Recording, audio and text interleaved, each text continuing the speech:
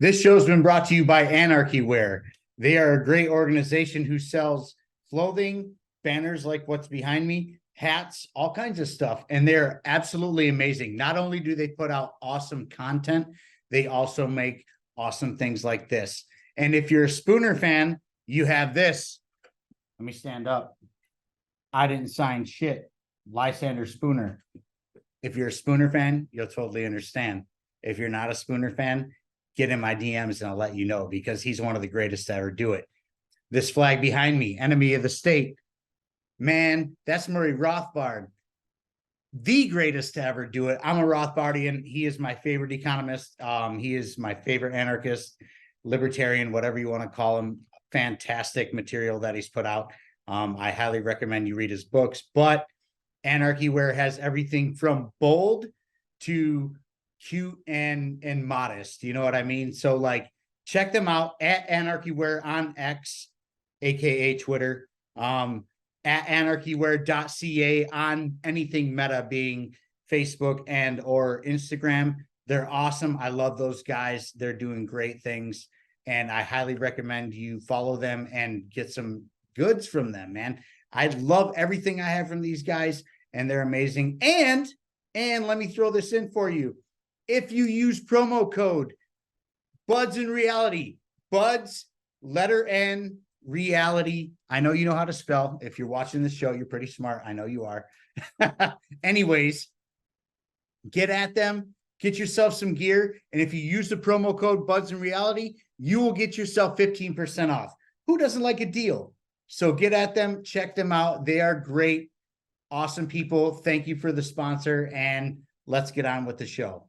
Welcome to BudsnReality Show. I'm Sean Collins, your favorite anarchist, and I am here this week with Mr. Lars Mapstead. How you doing, my friend? Oh, man. Thanks for having me.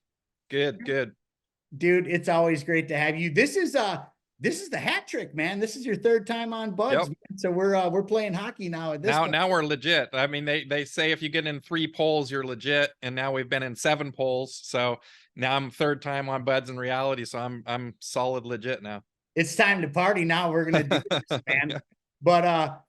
But let's cut to the chase, man. You are running for president, obviously, and but you have just rolled out something very neat, called the Voters' Bill of Rights.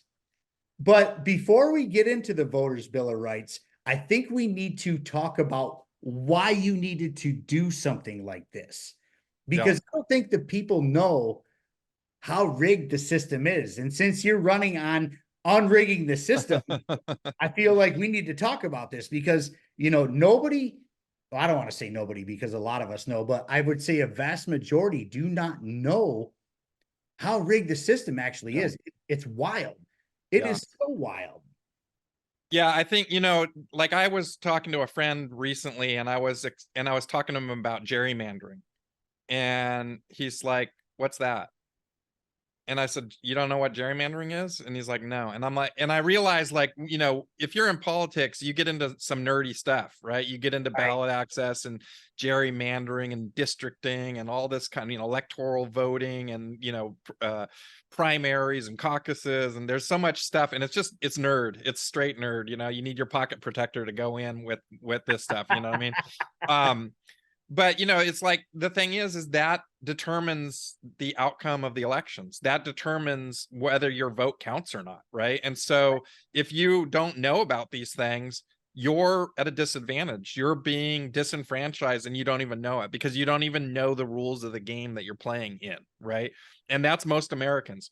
If you tell Americans, like, this is how the system is rigged, that the rules aren't the same for third party and independents as it is for Democrats and Republicans, the immediate answer that they have is, well, that doesn't seem fair. Well, that doesn't seem American, right? But everybody's busy, right? Everybody's working their job. They got to take care of their kids. They don't have time for all this nerdy stuff and trying to figure out all that stuff. They want to show up at the ballot box, and they want things to be fair and equal and transparent, right? That's what people want. And that's not what the American political system has delivered, right? And it's getting worse and worse every year. It's getting more and more rigged every year. And we see that right now. This election cycle, I think, is by far the worst one that we're going to have so far, right? Where Oh, they're out in the open now, suppressing not only third party and independent candidates, but they're out in the open now. And when I say they, I'm talking about Democrat and Republican National Committee, right?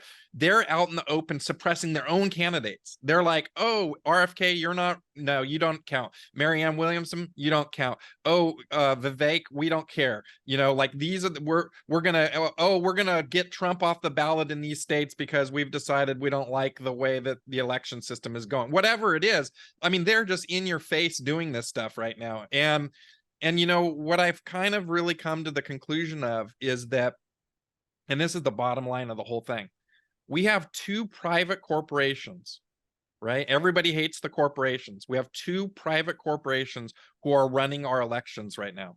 The RNC and the DNC are private companies, and they run the damn show. Could you imagine if I told you that you're going to have to pay for electing Apple's board or Microsoft's board of directors? Like you'd be like, screw that, I don't want to do that. But that's literally what we're doing right now, right? And the height of the hypocrisy that I saw this week was the Democrats came out and said, Joe Biden isn't on the ballot. I think it was in New Hampshire or something like that. And they told the people, well, the primary doesn't really matter. It's just for show. And so we're not counting it. Well, why the hell do we have primaries then? Right. If it's just for show, why are we spending taxpayer money on primaries for a charade?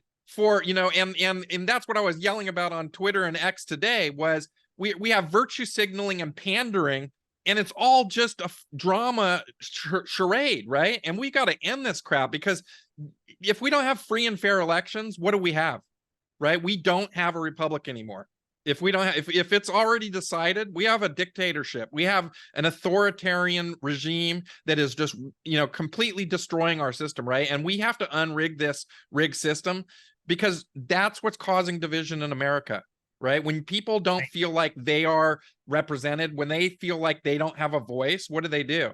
They take to the damn streets and they start burning crap down, right? They take to the streets and they start going into our Capitol building and saying, we're not going to take it anymore, right? Like, we're going to have a Twisted Sister song come out of this thing pretty quick, you know what I mean? Like we're done with this crap, right? And so my whole campaign is about unrigging the system, restoring fairness and integrity to our system. And I really realized, we did the big town hall last night, which you were on. And what I really realized out of that was my campaign is about producing something that is going to last beyond my campaign, that it's going to be more than just me running for president, right? I want to do things that help libertarians win across the land and put us on the map and give us wins that we so deserve, right? And I would be remiss to not talk about right now Maine ballot access, right? Because this is freaking huge, right?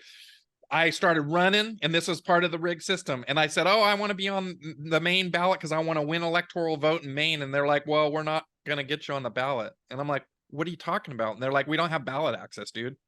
And I'm like, oh. I'm like, well, what do we need to do? And they're like, we only have like 70 days left to get you ballot access. And I'm like, oh, well, that's kind of a limited timeline, isn't 2 months.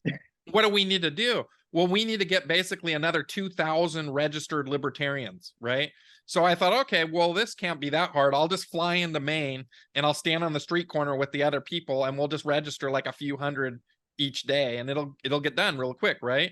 And we went there, and we spent 2 days on the ground shaking hands with people walking across. I mean, literally handshaking every guy that walked and family that walked by us.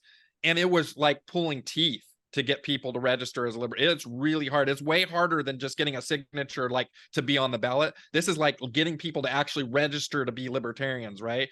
And so I realized the only way this was going to work is if we brought in professional handlers to do this, which they already had some professional guys working, but the numbers weren't adding up to winning by the January 1st deadline, right? So I ended up having to put in $25,000 of my own money, and then we wrangled a couple of other heavy donors in the Libertarian Party, and those guys put in money, and then the National put in money. And so all told, there was far more than like $50,000 put into this thing just to get ballot access.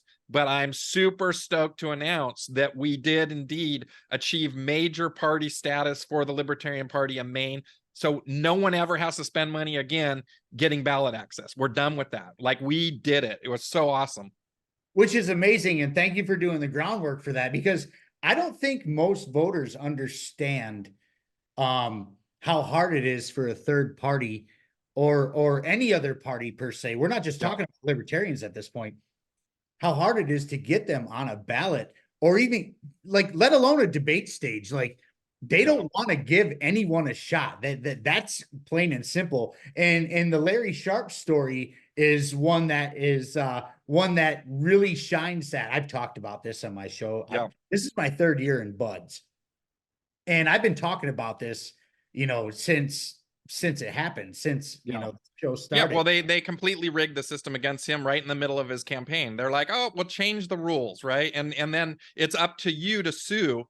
And, we have limited resources, right? Imagine if we had to spend 50 grand every election cycle on every race in America. That'd be $2.5 million, right? That we would have to spend just so we could get to the starting line, right? I realize that like all the Democrats and the Republicans, they started the starting line. And I posted about this today. I said, imagine if you had to run a marathon, right?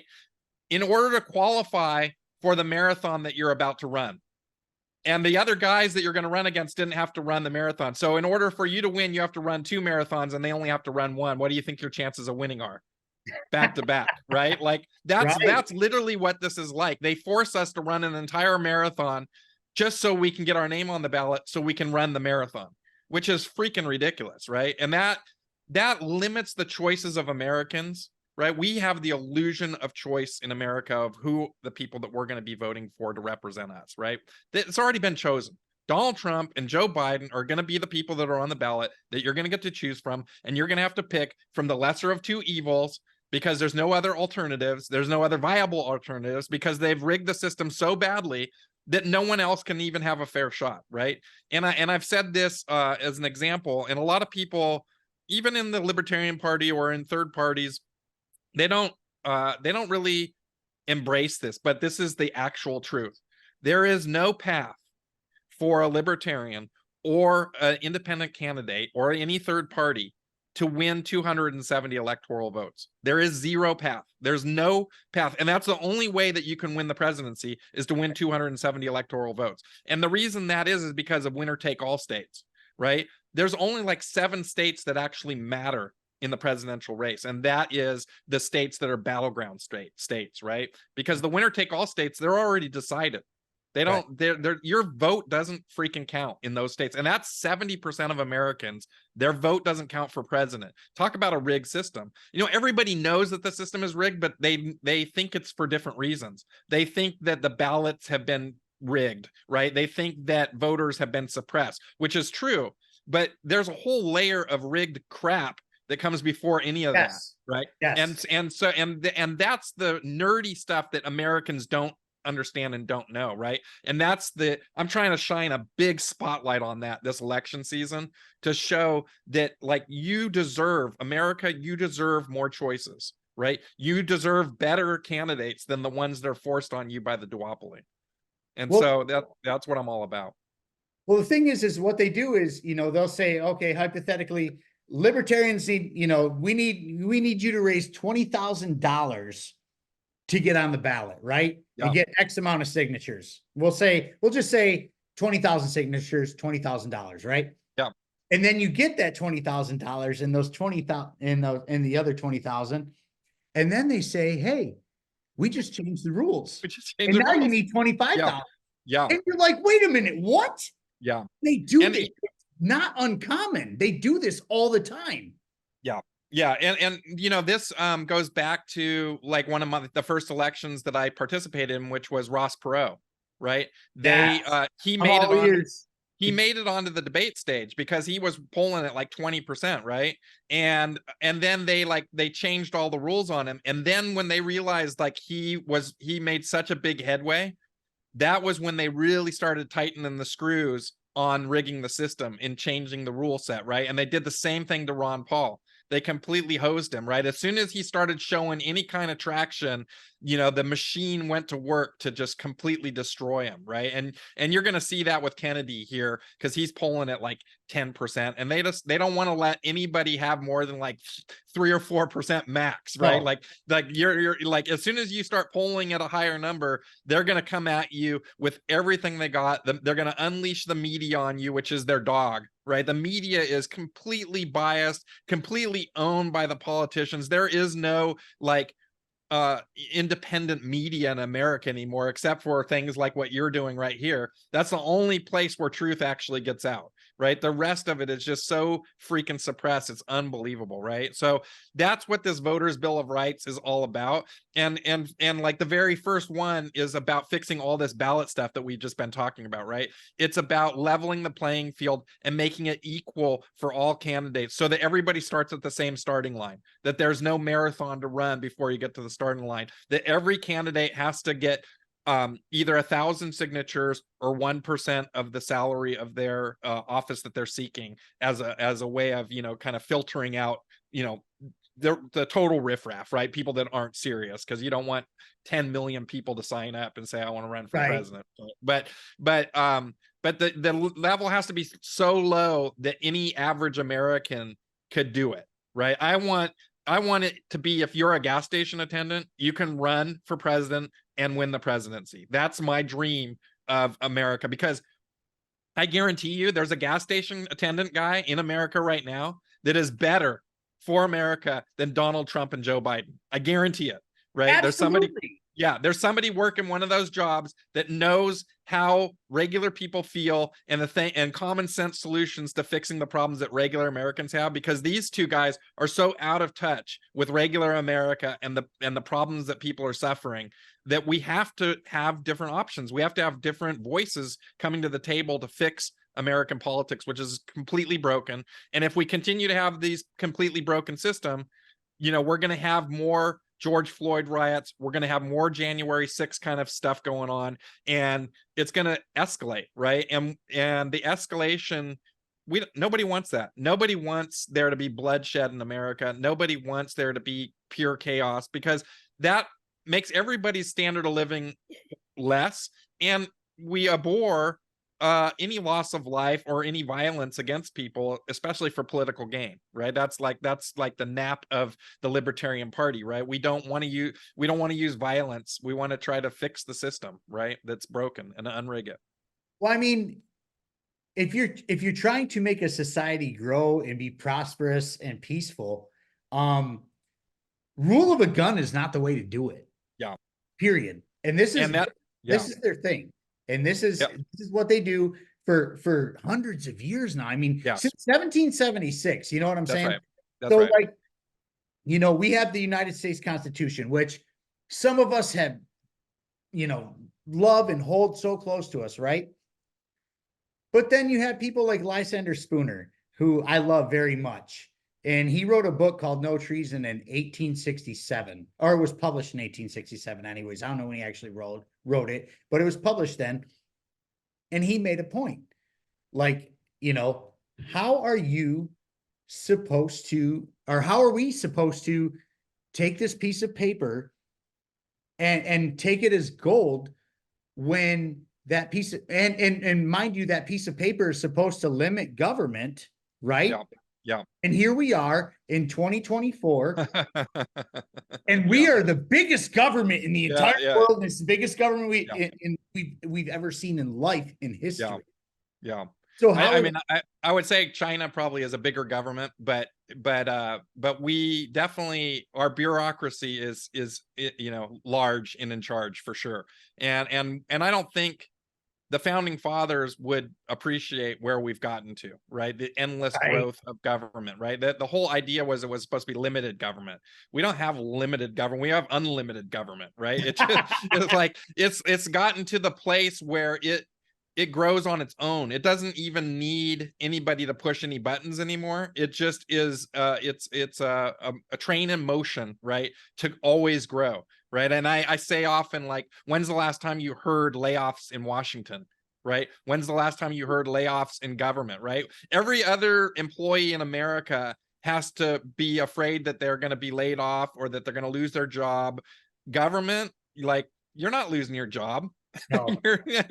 You could do the worst job ever. You could be, and I say that like government breeds mediocrity, and the more government we have, the more mediocre we become, right? Because and that's the truth, is like the more that we grow government, the less productive we become, and the more reliant we are on the teat of government and all of the deficit spending that we have, right? Oh, and they're not going to stop spending. And as a No. matter of fact, I went down way too many rabbit holes recently, spending and stuff like that. Like, I went down some crazy rabbit holes, and all these rabbit holes come to the conclusion that we are about to get hit with some serious taxation because they have printed us into oblivion. Yeah. And there's no way for them to catch up to it now. So now they're going to come back and say, hey, America, we need more money from you. Yeah. Except they're not going to ask. They're just going to do. Well, there's that, but here's the other thing, and I've literally been saying this probably for 20 years now, that my real fear is that they inflate our way out of our debt. Okay? And so here's the idea, right? The idea is you owe $34 trillion, okay? And if you devalue the dollar, if you make the dollar so worthless that it's very easy to pay back $34 trillion because $34 trillion is equal to $10 today, right? Then it's very easy. Then it's very easy to pay back, right? But what that means is that Americans, they can tax you. They literally, the debt is a tax on you without anybody really like laying out taxes, right? And in fact, I believe now so there was something like $1 trillion of interest on the debt this year, right? So what that means is that instead of taxing people $1 trillion, they've just like devalued your lifestyle by $1 trillion. So they taxed every US citizen, regardless of whether they work or not, because they stole their lifestyle. They stole their standard of living, right? And I say that the government has stolen $34 trillion from the American people. And if we're not outraged by that, it's mind-boggling to me, right? That should be the number one thing that people are pissed off about. But again, it's one of these nerdy things, and people don't directly tie themselves to it, right? They don't see that, like, oh, I can't buy this washing machine today because the government borrowed $34 trillion and made it so that my dollar that I worked for doesn't buy this washing machine, right? But we all see it every day, in that, like, my wife was just telling me that she bought some boxes of cereal, and we have these containers that she fills up the cereal with, right? And she said, I used to get 2 bags of cereal in the box, and I'd fill up the container, and 1 bag would fill up the whole container. And she's like, this time I got the box, it was the same price. It took both the bags to fill up the container. She's like, so it's 50% less material for the same price, right? And that is because they printed $34 trillion and stole the money from us. They stole my goddamn cereal. That's what happened. The government stole my freaking cereal, bro. And it's like, I'm outraged. But if you try to tell the regular people, like, that's the situation, they're like, I'm not sure I follow you exactly, right? They think it's silly. That's right. And so the Congress knows this, right? So it's easier for them to print money and steal from people that way than it is to raise taxes. Because if you raise taxes, they'll be like, oh, hell no, we're not paying more taxes, right? But, oh, you print more debt? I don't really care. It doesn't affect me. Oh, yeah, they stole your bag of cereal, bro. And like, when people wake up to that, it's gonna be a real problem. Well, it's the same thing. So I just went to Home Depot over the weekend. I had to get some new tie downs for my ladders. I paint houses. Yeah. That's what I do in real life. This is just a side project that I hope grows, and I really hope it sooner than later. But anyways, my tie downs, I had to buy some 3 years ago, and those tie downs are $9.99 a piece. Yeah. 3 years. You get the thick ones or the thin ones? The thick, really thick ones. The thick ones, yeah. Thick ones. Now, 2024 is here. Those tie downs are $15.29 a piece. That's 50%. That's over a 50% jump in 3 years. Yeah. What's happened in those 3 years, because that's when I bought them last. Yeah. Oh, endless amounts of printing of money. Endless. Yeah. Endless. 50%. Can you imagine 50%? And they're like, oh, inflation is like 6%, 3%, whatever. It's like, everybody in America knows that that's a bunch of crap. You go buy anything at the store and you're like, no, it's like 40, 50%, you bunch of lying crooks, you know, stealing all of our money, right? And not only that, but you have state tax in Michigan? Oh, yeah. Okay. Oh, All yeah. right. So like, check it out. So like, let's say you had 7% tax. 7% tax on $10 is 70 cents, right? But Right. 7% tax on $15, right, is like $1.40 or whatever it is, $1.20. You know? But so basically you end up paying more taxes due to the inflation.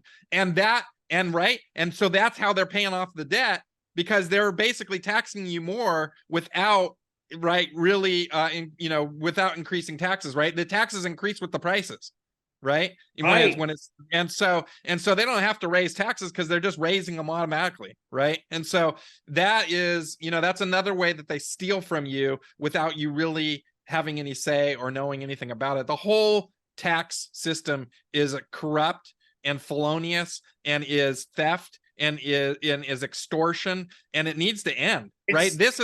That's what our taxation slavery. That's what our freaking country was all about, was stopping taxation from the stupid British government, right? Like that's what we were like pissed off about. No representation and having just endless taxes foisted on us. And we're back to that, right? And so we need to get away from that, because like I said, the division is circling the drain right now for sure. It's crazy. And don't you dare put a 2% tax on my tea, by the way. 2%.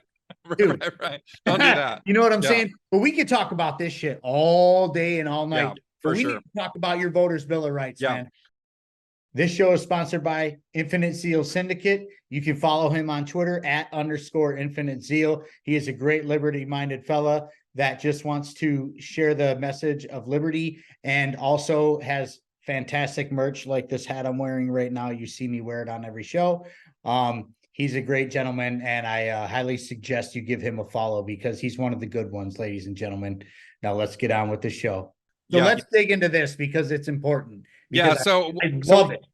So when we talked about the first piece, which was like leveling the playing field for all candidates, so that they could, regardless of party or affiliation, everybody should start out on the same field, right? Another piece of it is that right now the federal government has a law that says states can't change the way that their districts are. So in California, we have 54 something districts.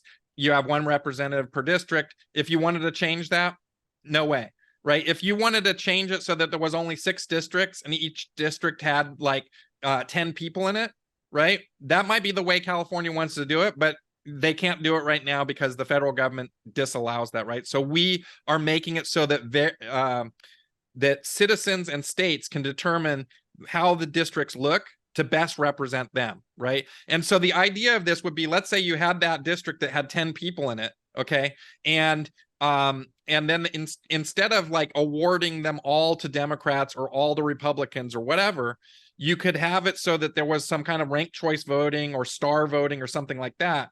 And you could have like 6 Democrats, 3 Republicans, and and then like 2 independents or third parties, right? And that would be more representative of the people, instead of right now you can only have 1 representative, and so it has to be a Democrat or Republican, right? But if you had 10, you could break it up and it can be more representative. And so this allows for that opportunity, which I think is needed in many places, right? And I think it would be a good step up to that. And it also basically gets rid of the whole gerrymandering stuff. And I know, like, if you look on Google, and I told you my friend didn't know what gerrymandering was, but it's where they draw the district to include certain groups of people and exclude other groups of people so that they can maximize the vote for them. So it makes it most likely for them to win.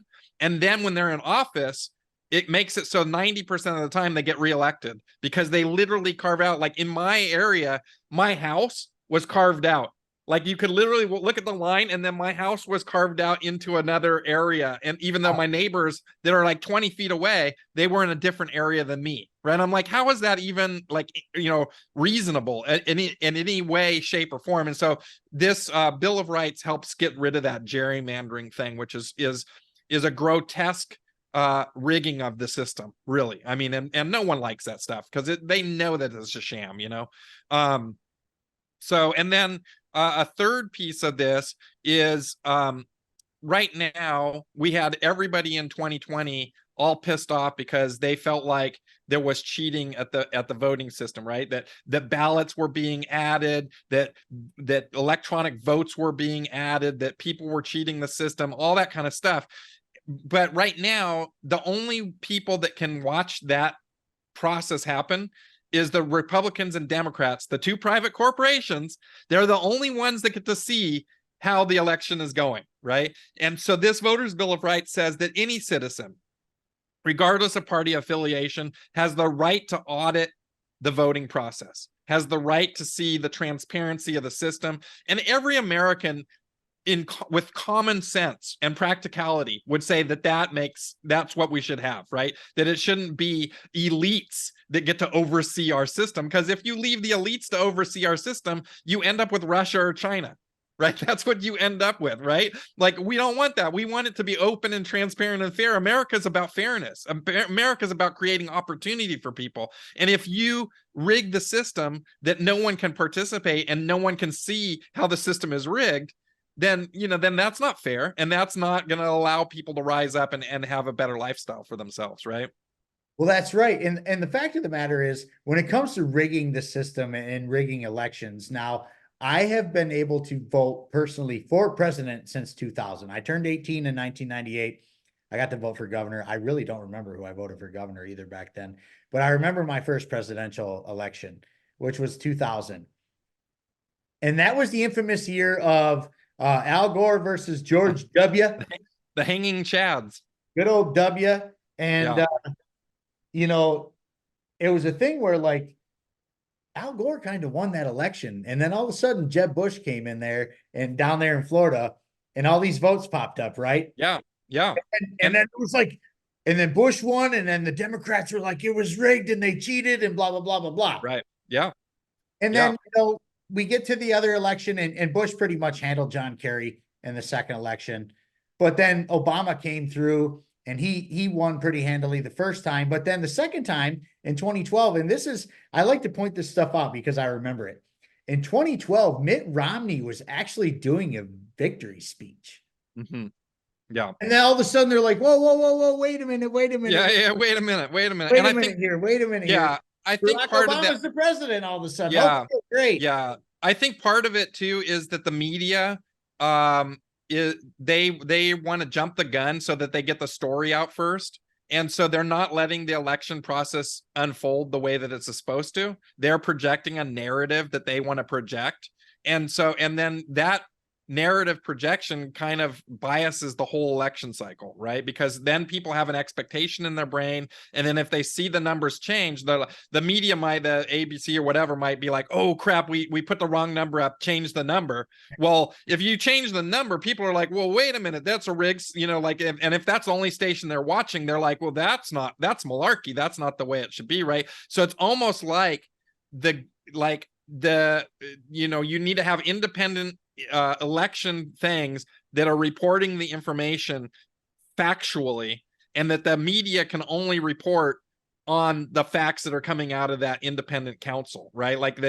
They should stop jumping the gun on this kind of stuff, And another thing in that third piece is these voting machines, right? The voting machines, no one knows what's in those things. Like, right. We don't have the ability to see what's the code in there. And, Elon Musk made it so that the source code for Twitter is open source, that everybody can see exactly how it works. They know how the algorithm works because you can literally look at the code. And if you're a coder, you can be like, oh, I see exactly how this stuff is going to go down. And so our Voters' Bill of Rights demands that all machine code be open source and publicly available for anybody to critique and look over and audit, so that if there is malarkey going on, we can have all kinds of, you know, people looking at it, hackers looking at it and being like, hey, this is screwed up. Hey, they're trying to do monkey business here, right? So I think that that would go a long way to making people feel that the voting machines have more integrity, right? And then also part of this policy is that every machine will print out a paper record of your vote, so that you can then go back in and audit your own vote. You can be like, I am voter number 657865 or whatever, right? That, and you put that into the system, and the system will tell you how your vote counted in the system, and then you can look at your paper record of the way that you voted, and you can be like, that's not true. And then you can go to your registrar and you can be like, look, these things don't match up.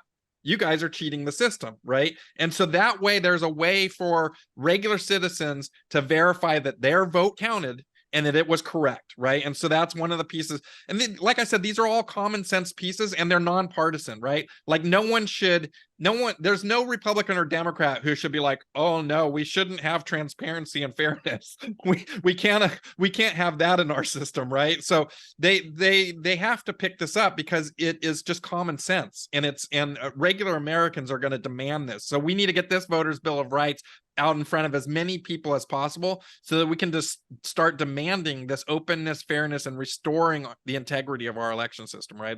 That's a critical piece there. And then we have two more pieces to go. The fourth piece is basically enabling every American the access to vote. Right now, a lot of states is fine. You get to vote. There's no like long lines. There's no weird shenanigans in play. But there are states that are still completely suppressing people's right to vote. And they're like limiting the amount of time you can get to the polls. Maybe you're a mom and dad. Maybe your kid's home sick. You can't leave the kid to go vote. Maybe you're a dad and you're out working hard on the job, and the boss is like, bro, we need you today. You can't go vote. We got to get this job done, right? It's going to rain tomorrow. We got to get the roof on. It's going to rain tomorrow. The paint's got to be dry by then, bro. Right? That's my life. You're not leaving to vote. You're not leaving to vote, right? Like, oh, sorry, boss, I got to go vote. Your boss is like, okay, well, don't come back then, right? Like that. And so we need a system that allows everybody the opportunity to vote. And if they can't show up to vote, they should be allowed to have a very secure way of voting with an absentee ballot, but that we guarantee that that's not being used fraudulently, right? Like, we don't want to introduce more fraud in the system, right? But we do want to make it so that every voice counts, that every voter has an opportunity to vote and isn't disenfranchised and punished just because they're working two jobs or have kids or any of that kind of stuff, right? So that's a big piece. And then the other thing is, there's a lot of people who have been incarcerated, sometimes wrongly, right? Who are no longer allowed to vote because they're felons, right? They're like, nope, you don't get to vote. And the Voters' Bill of Rights says, look, the people who have been incarcerated are probably the same people that know best how to change the system. They know best how the system like screwed them, or like how they screwed the system, and they want to make amends to that. But they're denied the ability to vote now that they've served their time, they've fixed their issues. They should have their right to vote restored, right? As long as you're no longer a criminal and you're no longer serving time, you should have the right to vote for people to represent you. Because why should you not be represented? That's the whole point of America, is that you get represented. Now, I understand if you're in prison and you're serving time, okay, I can see why you don't get representation there, because you gave up your right. But after you've served your time, that makes no sense to me whatsoever, right? So that's a piece of it too there. Yes, absolutely. And as somebody who actually has a past, it's one of those things where, like, people can change. You know what I mean? Like, just because somebody was a criminal, 20 years ago, it doesn't mean they're a criminal today. They might have grown, they might have learned some things. That's right. Yeah. Our system creates lifetime criminals. Our system, basically, once you get into that area, it's hard to break out of it. Our system is designed to kind of keep you in a criminal system once you've entered that system, right? And so, you know, I feel like that's another one of the rigged. That's criminal justice system that's rigged, because there's so many systems that are rigged, but that's a piece of the criminal justice system that is completely rigged. That we need to allow people to make amends to society and then get on with their lives of being productive, not punish them for the rest of their life because they made a mistake or they did something bad one time, right? Which Like is that's what they do, and I can attest to that. So, you know, in my 20s, oh my God, my 20s were crazy. I did a lot of drinking and I did a lot of fighting, and I got in trouble for both. But now, still to this day, I'll be 44 years old next month. Yeah. If a cop gets behind me and runs my plate, I'm getting pulled over. Yeah. No matter what. No matter what. And it's Yeah. been almost 20 years since I've been in trouble, man. Yeah. Like, this is how and that's wrong. That's wrong, right? You did your time. Now you're a productive member of society. Now you're, you know, doing the good things of society. You shouldn't be punished for your entire life because of some, you know, because of things that you did early on. That's just not, I don't think that's the case. And we need to rectify that. So that's a piece of it. And then finally, obviously, our voting systems need to be secure, right? Security is critical, because if you don't trust in the voting system, how can you trust anything in the election? And if you don't trust anything in the election, we get back to that January 6th and George Floyd kind of rioting going on, and that's what I'm trying to avoid, right? So we're you know, having it so that any voter can verify the data that we talked about before, right? And it requires encrypted voting systems so that people can't steal stuff back and forth. And there was just a thing yesterday, the SEC's Twitter account got hacked, and they tweeted out that the Bitcoin ETF was you know, agreed upon, right? And then they came back and they're like, oh, no, that wasn't us, that was a hack, somebody hacked the account, right? And I thought, and the government that is in charge of securing our elections can't even secure their own Twitter account, right? Like I have very little faith that the government can actually pull this off in any meaningful fashion, right? So we want to have that, at least that encryption, so that we know that people aren't digging in there nefariously and changing the system to their benefit. Well, that's why, like, a good buddy of mine, actually, I went to high school with him. His name's Will, and he was actually, and this is an Arkansas thing. Michael White knows all about this. He was Colonel Conrad Reynolds' campaign manager during the last election, who actually ran against Michael White. And they did something called the Voter Integrity Initiative over there. Yep. And it's only in certain counties right now. The whole state hasn't grasped to it right now, but as of now, a couple of counties have really grabbed a hold of this to where they're going to go back to counting paper ballots. Yeah. Because how the hell are you supposed to trust this computer when it's obviously they know what we're doing? You know, the NSA is listening to our conversation right now. Yeah, everybody else.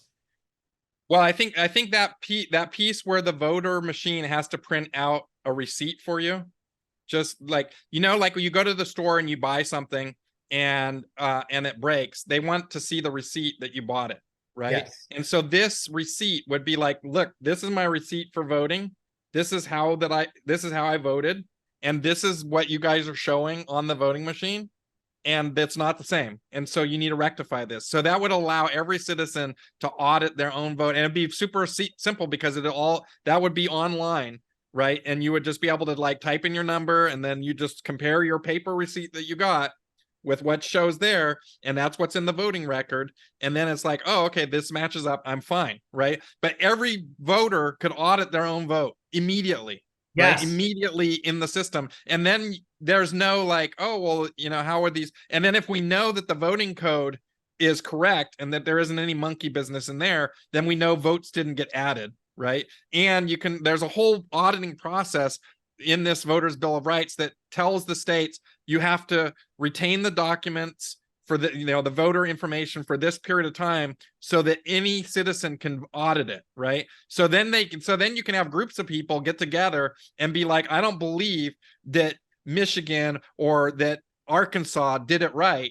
And then they can have these groups of people come in that aren't Democrats and Republicans, and they can look over all the votes and be like, okay, we tallied them again. It's kind of like that hanging Chad thing, right? Where they went through the hanging Chads and they're like, the guy was getting all cross-eyed and stuff on that thing. That was ridiculous. And we ended up having the Supreme Court essentially decided who was going to be president, right? And I don't think that's good for the American people either. That leaves a bad taste in everybody's mouth. Because right? it all depends on which side runs the Supreme Court.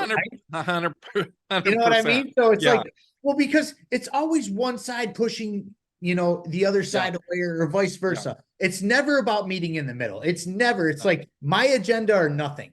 That's right. This is and this right now. Well, and this is the government coercion, right? This is 51% of the people, regardless of which side it is, forcing their will at gunpoint, essentially, using the government, using the government's gun to force the other 49% to do it their way.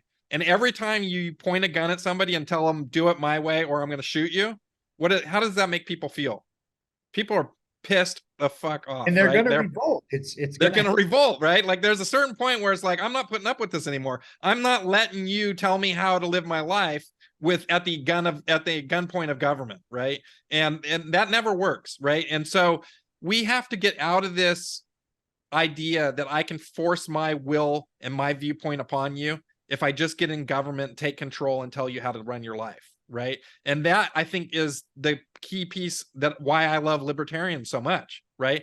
The libertarian says, look, I might not agree with you in the way that you're doing your life and you're doing the way that you're doing your thing, but I'm not going to tell government to come in and tell you how to run your life. I'm just going to look the other way and go about doing my business and let you do your business. And as long as you're not harming me or other people, I really don't have input into what you're doing with your life. It should be none of my freaking business, really. And unfortunately, we see a lot of people, even inside the Libertarian Party, who want to use government to tell other people how to live their life, right? And I think, you always hear that, well, you're not a real libertarian. You always hear that from inside the Libertarian Party, right? But to me, the not real libertarians are the libertarians who, they don't want to use government for some things, but for other things, they really feel like it's just fine to use government to tell other people how to live their lives, right? And that to me is not libertarian, right? That is not a real libertarian at all. That's not a real libertarian. If you're pushing authoritarian values, you're not a real libertarian. That's just right. the way it goes.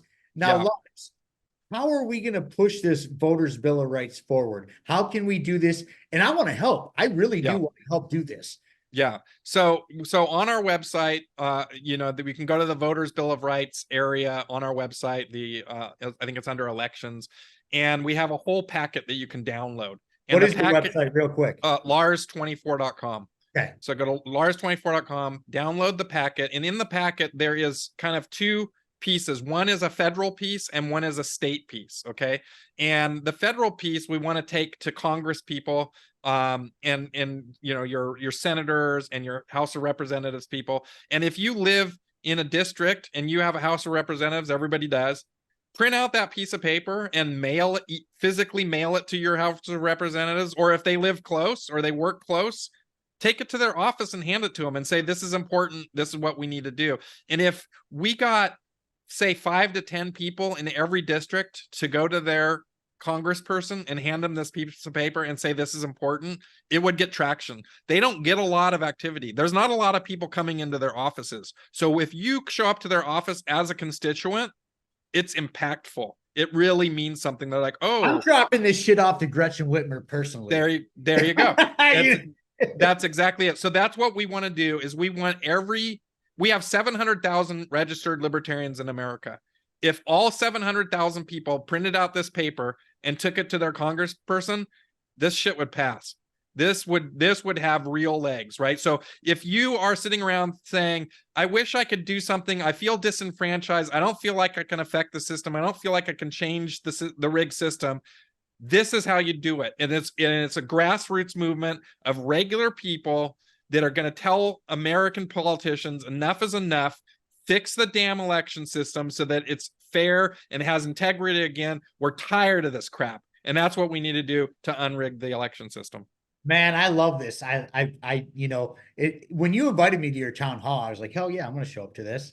And then we got into it, and it was I actually knew you already had Michael White and Larry Sharp working on your campaign. I already knew it. You got Michael White's actually a homie of mine. We Oh text. yeah, he's a beast. I love that guy. One of the best speakers and the best Yes. messengers that the Libertarian Party has right now. And of course Larry Sharp. Are you kidding? Like also one of the best. So I brought these guys on because I knew they were the best messengers and I knew that I was not the best messenger. And so I'm learning from the greats. I'm learning from these guys how to get the message out there, how to be impactful, and hopefully together we can craft some stuff that's really going to change things in America. You're learning from a guy who got completely screwed by the system. I wanted to say the other words. I'm trying to keep my swearing down on the show because Mrs. Buds is like, you're not getting up too much traction because you're swearing too much. I'm like, but like, no. Larry Sharp knows firsthand what it's like to get screwed by the system. Yep. So to have somebody like that on your team to help you put something together like this, wow, look at that. Hair standing up, goosebumps. You know, that's awesome. Yeah. No, that's and awesome. And so Larry and Michael and Tyler and Seth and TJ and Dan, we have literally spent the last 6 months 2 times a week for 1 to 2 hours every week crafting policy. So we literally have hundreds, and we probably have 1,000 man hours right now into policy for the Lars campaign, and we're rolling out all those pieces. It's not just this voters bill of rights, and there's white papers that go with every one of these things. This isn't just like some little bullet points on a web. This is like an entire white paper that you can download that's many pages long that explain in great detail exactly how all this stuff gets implemented, how all these positions get implemented, so that other people, other congressmen can pick this up and run with it. They don't have to craft anything. They can just be like, oh, they're lazy, right? They don't really want to do a lot of work. So if you just hand them everything on a silver platter, they're more likely to pick it up and be like, oh yeah, I get behind this. Okay, cool. And hand it off to their people and say, start working on this, right? And it makes it so much easier. So that's what we're trying to do in the Lars campaign for sure. I love it, man. I love it. Now, real quick before we go, I want to hammer down some things with you before we take off. Yeah. Banking and econ. Where you at? Let's go. Banking and econ. Well, our economy is actually total trash, and we talked about that quite a bit with the Federal Reserve printing these $34 trillion and stealing all that money from the American people. So we definitely did that. The whole banking system is a sham. I think you're probably familiar with the Cantillon effect, yes, which is essentially, a bunch of different economists have talked about it, but essentially what it is, the government prints the money. The money goes to the banks because that's what the stupid Federal Reserve is all about. It's a conglomeration of banks. It has nothing to do with federal. It should be called the banking cartel. That's what the Federal Reserve should be called. Exactly the banking, what it is. That's what they call it. Preacher. That's right. They should call it the banking cartel. And so it goes to the banking cartel first, and then the banking cartel decides to bro out all of its corporations that it does business with, right? And by the time it works its way down to regular folks, you get like $1 out of every $100 that the money is printed in, right? And so when you hear the left always complaining about how we have income inequality, how we have wealth inequality, and then they blame corporations, but it's not. It's higher than that. The banking system and the Federal Reserve is above the corporations in the theft of the money of the American people. And I've been hammering that home on the left all the time. I'm like, if you want to fix income inequality and you want to fix the problems of wealth distribution in America, and the damn Fed, and it'll fix itself, right? That's there. Well, that's damn straight. And I don't think people necessarily understand the pecking order of how things go. So the central banks, whether it be the Fed, IMF, World Bank, BlackRock, they are the puppet masters. They run all of it. They run, when I say all of it, they run all of it, you guys. Everything. They run the world. Then it goes down to big pharma, corporations, oil and such. Military industrial complexes in there, right? And then there's the government, and they're the goons. They're the goons for the other two. Okay. So the puppet master, the puppets, and then the goons. Like I don't know if you're familiar with old school hockey. Here in Detroit, we had Bob Probert.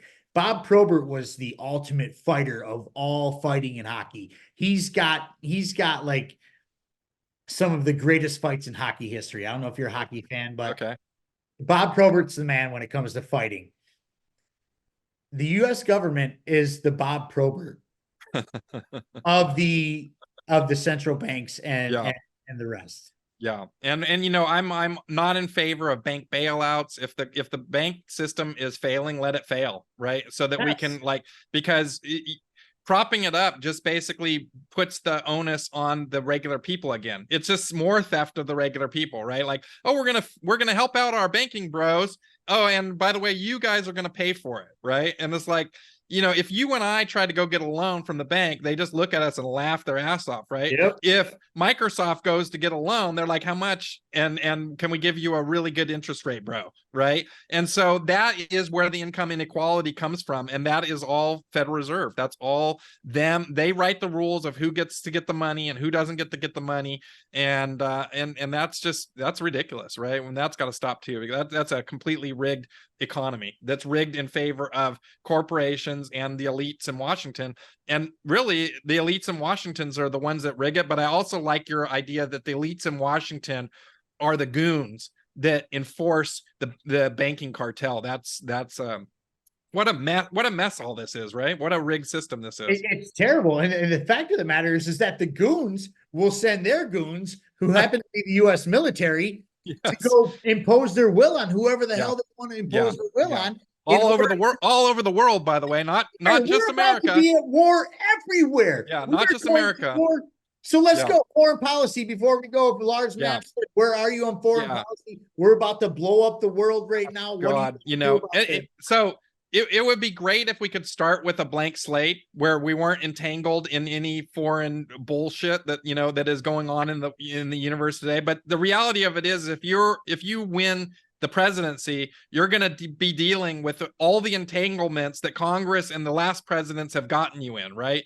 So my policy is to untangle as much of that entanglement as possible, right? To embrace more free trade, to not be so isolationist, right? We need to be more open and trading, because no bad government has ever fallen really at gunpoint. They fall because of economic crisis, because of economic problems, right? Like Rome fell because of economic problems. The Eastern Bloc didn't fall at the end of a tank, right? The Berlin Wall didn't fall because we marched a bunch of tanks in there. The Berlin Wall fell because economics became so horrible for the people on the other side of the Berlin Wall that they just couldn't take anymore, and they made it happen for themselves, right? And that's the way that North Korea is going to change. That's the way that China is going to change. That's the way that Russia is going to change.